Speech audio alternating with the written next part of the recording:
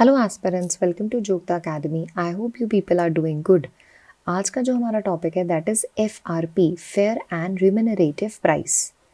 अब ये आज का टॉपिक है, हम इसको डिस्कस क्यों कर रहे हैं वो जान लेते हैं। बिकॉज ये न्यूज़ में चल रहा है। न्यूज़ में क्यों चल रहा है? Because the Maharashtra government has issued a government resolution which will allow the sugar mill to pay the basic fair and remunerative price in true tranches। तो इस वजह से ये न्यूज़ में चल रहा है, जिसकी वजह से fair and remunerative price becomes important to study. तो हम जानते हैं कि फेयर एंड रिम्यूनरेटिव प्राइस होता क्या है। What is the meaning of fair and remunerative price? Fair and remunerative price एक ऐसा प्राइस है जिसको डिक्लेयर कौन करता है? गवर्नमेंट ही डिक्लेयर करती है। And the mills are bounded to pay such price to the farmers for the cane procured from them. FRP एक ऐसा प्राइस है जिसको डिसाइड कौन करेगी? गवर्नमेंट। और ये प्राइस जो डिसाइड करेगी गवर्नमेंट, ये मिल्स को देना ही पड़ेगा फार्मर्स को। कौन से फार्मर्स को? जो उनको केन लाके देंगे। So this FRP is declared by the government and the mills have to pay such price to the farmers for the cane procured from them। तो ये याद रखना है। अब ये जो पेमेंट होती है FRP की, ये कौन डिटरमाइन करता है? This is determined by the federal government and the state government. याद रखना, स्टेट गवर्नमेंट और फेडरल गवर्नमेंट दोनों ही डिटरमाइन करते हैं। And this payment of FRP is governed by Sugarcane Control Order 1966। जो पेमेंट है FRP की, this is determined by federal and state government plus ये जो FRP है इसको गवर्न कौन करता है? This is governed by Sugarcane Order 1966। और ये Sugarcane Order 1966 इशू किसके अंडर करा गया है? It is issued under essential commodities act 1955। लिखा क्या हुआ इसमें? This mandates that payment should be within 14 days of the date of delivery of the cane. So I repeat, हमने क्या पढ़ा है अभी तक? हमने एक सिंपल सी चीज़ पढ़ी है कि जो फेयर एंड रिम्यूनरेटिव प्राइस है ये होता क्या है। पहली बात, ये होता क्या है? ये एक ऐसा प्राइस है जो गवर्नमेंट डिसाइड करती है, जिसमें जो मिल्स हैं दे आर लीगली बाउंड कि उनको वो पे करना ही पड़ेगा फार्मर्स को for the canes procured from them. The payment of FRP across the country is governed by the Sugarcane Control Order 1966, which is issued under Essential Commodities Act 1955, which mandates payment within 14 days of date of delivery of the cane। ये चीज़ याद रखनी है। This is very important point। Sugarcane Control Order 1966 under Essential Commodity Act 1955। आगे चलते हैं। अब कुछ चीज़ें हैं जिसको हमारे लिए जानना बहुत इम्पॉर्टेंट है, जैसे कि मिल्स के पास ऑप्शन होता है कि वो एक एग्रीमेंट साइन कर सकते हैं। किसके साथ? फार्मर्स के साथ।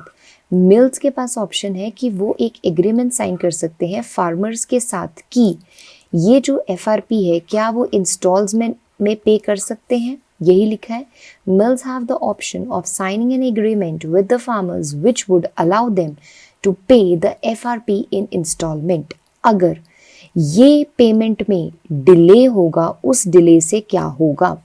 Delay in the payment can attract an interest up to 15% per annum। The Sugar Commissioner can recover unpaid FRP as dues in the revenue recovery by attaching properties of mill। तो installments में देना है, वो समझ में आ गया पहला point. दूसरा पॉइंट, अगर डिले होगा तो ये डिले के कारण 15% इंटरेस्ट पड़ सकता है और जो शुगर कमिश्नर है फिर वो ये अनपेड FRP को ड्यू के तौर पे रिकवर कर सकता है bye attaching the property of the mill. Third point, ये FRP बेस्ड है on the recovery of sugar. Recovery of sugar के ऊपर बेस्ड है। अब ये शुगर रिकवरी होता क्या है? शुगर रिकवरी एक परसेंटेज है, it is the percentage, but किसके बीच में? It is basically the percentage of ratio between the sugar produced upon the cane crushed. जितनी शुगर प्रोड्यूस होगी upon the cane crushed is the sugar recovery, और इसको express करते हैं हम परसेंटेज की फॉर्म में। अब sugar recovery is directly proportional to sugar produce, तो जितनी ज़्यादा शुगर प्रोडक्शन होगी उतनी ही ज़्यादा शुगर रिकवरी होएगी और उतनी ही ज़्यादा FRP होएगा। This is very important. जितनी ज़्यादा शुगर प्रोडक्शन होगी उतनी ही ज़्यादा शुगर रिकवरी होगी, उतनी ही ज़्यादा FRP मिलेगा किसको? फार्मर्स को। I hope this is clear. Sugar recovery क्या होता है? शुगर रिकवरी एक रेशो है किसके बीच में? शुगर प्रोड्यूस अपॉन केन क्रश्ड। जितनी ज़्यादा शुगर प्रोड्यूस होगी उतनी ज़्यादा शुगर रिकवरी होगी, उतनी ही ज़्यादा FRP मिलेगा किसको? फार्मर्स को। आगे चलते हैं। अब हम बात करते हैं CACP के बारे में कि CACP का रोल क्या है। जैसे कि हम पहले पढ़ चुके हैं, जो FRP है उसकी जो पेमेंट है that is governed by sugar cane control order 1966 which is issued under essential commodities act 1955। अब ये डिटरमाइन कौन करता है? Federal government and as well as state government, which mandates the payment within 14 days of the date of delivery of the cane. अब ये जो इतनी चीज़ हमने पढ़ी है, this can be determined on the recommendation of CACP and CCA। ये जो चीज़ हमने पढ़ी है, ये जो पेमेंट है FRP की, इसको डिटरमाइन कौन करता है? इसकी डिटर्मिनेशन होती है on the recommendation. This is very important. किसकी रिकमेंडेशन होती है? रिकमेंडेशन होती है CACP की और CCA की। Very important. जो FRP है, FRP की जो पेमेंट है उसकी जो डिटर्मिनेशन होती है वो किस डिटर्मिनेशन के बेसिस पे होती है? It is recommended by CACP and CCA। CACP क्या है? It is the commission for agriculture cost and prices. CCA है क्या है? It is the cabinet committee on economic affairs. तो ये दोनों चीज़ें बहुत इंपॉर्टेंट है, ये आपको याद रखनी है। पहली कि it is governed by Sugarcane Control Order 1966 under ECA 1955 and the determination is on the recommendation of CACP and CCEA. जो CACP है, it is an attached office with the Ministry of Agriculture and Farmer Welfare. This is also very important. ये सिर्फ एक advisory body है जिसकी recommendation binding नहीं है government के ऊपर। CACP एक अटैच्ड ऑफिस है ministry of agriculture and farmer welfare का। ये सिर्फ एक एडवाइजरी बॉडी है जिसकी रिकमेंडेशन गवर्नमेंट के ऊपर बाइंडिंग नहीं है। जो CCEA है that is cabinet committee on economic affairs, this is chaired by prime minister of India. एक चीज़ जो आपको याद रखनी है कि ये जो FRP है it is based on the Rangarajan committee report for reorganizing the sugar cane industry in India. So ये जितने भी पॉइंट्स बताए गए हैं these are very important point. सबसे पहला point, sugar cane control order 1966 under Essential Commodities Act 1955 determined on the recommendation of CACP and CCA. CACP is an attached office to Ministry of Agriculture and Farmer Welfare, advisory body, not binding on the government.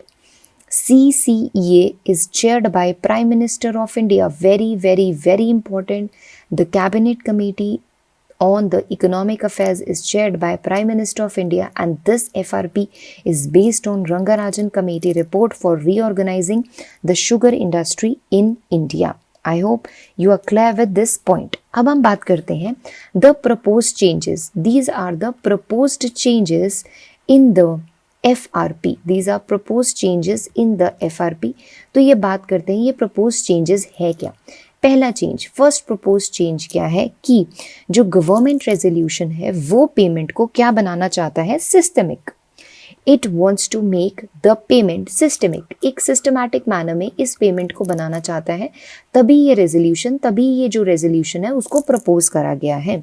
दूसरी चीज इसने क्या propose करी है? That from the session 2022 to 2023, इस session से जो FRP है उसको अलाउ करा जाएगा कि वो 2 इंस्टॉलमेंट्स में पे हो सके। पहली चीज सिस्टमैटिक, दूसरी चीज 2022 से 2023 से शुरू होके जो FRP है वो 2 इंस्टॉलमेंट्स में पे हो सकता है। तीसरी चीज, जो भी फर्स्ट इंस्टॉलमेंट होगी, the first instalment would have to be paid within 14 days of delivery of cane. Very important, जो पहली इंस्टॉलमेंट है उसको कब पे करना है? 14 days of the delivery of the केन।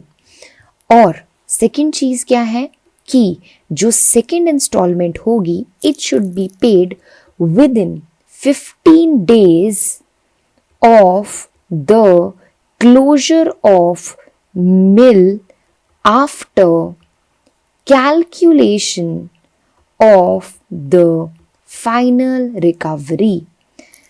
जो सेकेंड इंस्टॉलमेंट है वो 15 दिन के बीच में ही पे करनी है, बट कब? Of the closure of mill after calculation of the final recovery. तो ये कुछ प्रपोज प्रोविजन है। सबसे पहले ये क्यों प्रपोज करा गया है? सिस्टमैटिक हो जाए चीज़ें। 2022 से 2023 के बाद जो FRP होगा उसको 2 इंस्टॉलमेंट्स में पे कर सकती है मिल फार्मर्स को। पहली इंस्टॉलमेंट 14 दिन के अंदर करनी है from the date of delivery of cane. Second is 15 days within of the closure of mill after the calculation of final delivery of the, और हम बोल सकते हैं final recovery of the cane। अब हम पढ़ते हैं कि क्या लिखा है। The first installment would have to be paid within 14 days of delivery of the cane as per the average recovery of the district. The farmers would get the second installments within 15 days of the closure of the mill after the calculation of final recovery as per the sugar produced and the ethanol produced from B heavy and C molasses. Mills would have to henceforth declare their FRP in 2 widely circulated newspapers. Instead of relying on the last session of FRP, the government's resolution says the farmer would be paid as per the current recovery. This is important कि last session के FRP के ऊपर नहीं depend करेगा, but it will depend upon the current session of recovery. आगे चलते हैं। I hope आपको ये समझ में आ गया होगा।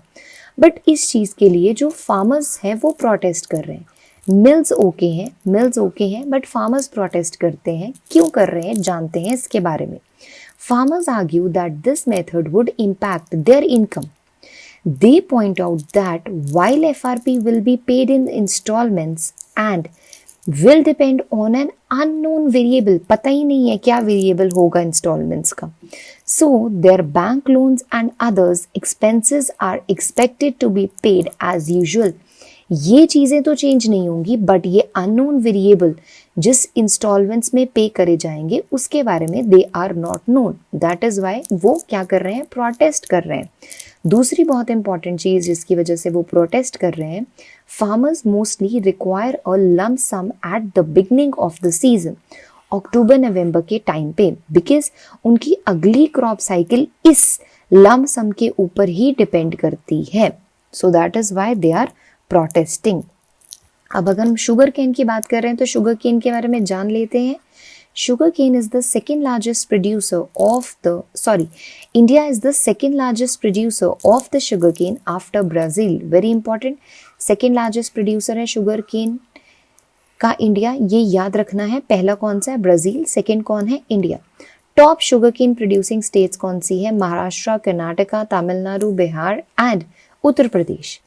Ideal soil for the sugarcane is deep, rich, loamy soil. Important है, sugarcane के प्रोडक्शन के लिए deep, rich, loamy soil की ज़रूरत पड़ती है।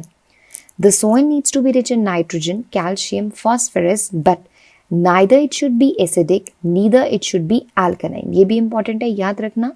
जो soil है उसका pH न्यूट्रल सा होना चाहिए, ना ही एसिडिक होना चाहिए, ना ही alkaline होना चाहिए, but it should be rich in nitrogen, calcium and phosphorus.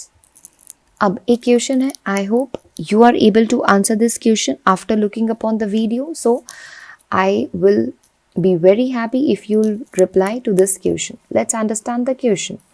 Consider the following statement regarding the fair and remunerative price of the sugarcane. First क्या है इसमें? It is approved by CACP only. And second, it is announced for jute and sugarcane as well. Option only one, B only two, both one and two, none of the above.